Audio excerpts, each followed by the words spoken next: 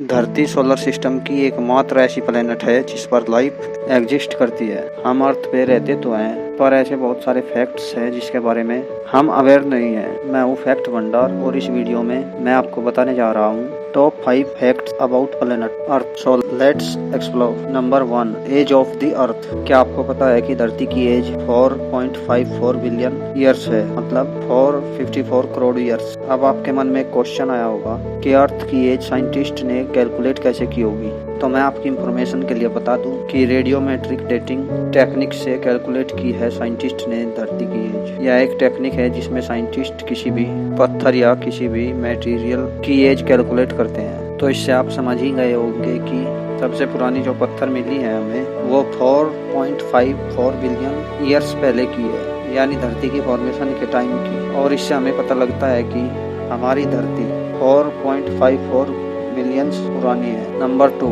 Temperature of the अर्थ। वैसे तो धरती की एवरेज टेम्परेचर 16 डिग्री सेल्सियस है, लेकिन अर्थ पर ऐसे बहुत सारे प्लेसेस हैं जहां टेम्परेचर नॉर्मल से बहुत ज़्यादा डिफर करती है। 10 जुलाई 1930 को डेथ वैली यूनाइटेड स्टेट पर आज तक की सबसे हाई टेम्परेचर रिकॉर्ड की गई है, जो कि 56.7 डिग्री सेल्सियस है।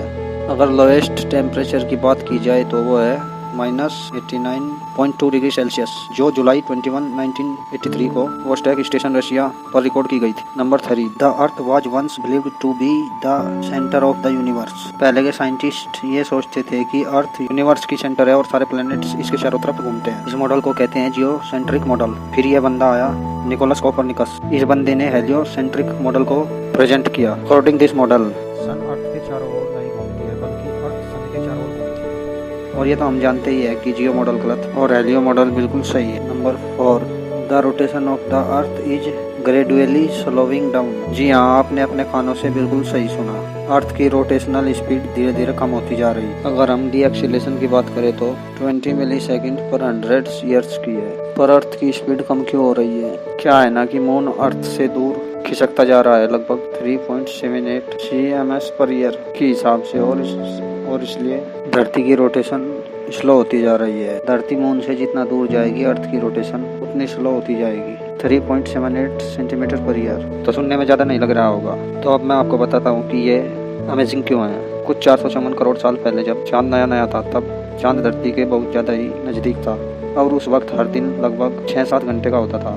लेकिन आज लगभग 450 करोड़ साल बाद मून दूर खिसकता गया और धरती स्लो होती गई, और इसलिए आज हर एक दिन 24 घंटे की होती है। अगर आप फ्यूचर की बात करें तो फ्यूचर में भी धरती और स्लो होती रहेगी, जो 14 करोड़ साल बाद धरती की हर एक दिन की ड्यूरेशन 25 आवर्स में बदल जाएगी। Number 5, revolution speed of the अर्थ।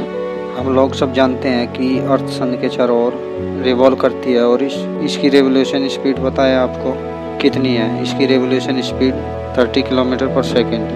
जितनी देर तक आप मेरी ये वीडियो देखे हो उतनी देर में अर्थ ने 6020 ट्रेवलर कर लिया है। अमेजिंग बात तो यह है कि धरती अकेले ही नहीं बल्कि आप भी उसके साथ साथ आपको भी ट्रेवलर करवा रही है। इसका मतलब आप भी 30 किलोमीटर पर सेकेंड की स्पीड से रिवॉल्व कर रहे हो, लेकिन आप इसे फील नहीं कर पा रहे हो। है ना ये कूल बात? That's was amazing earth. Please like this video.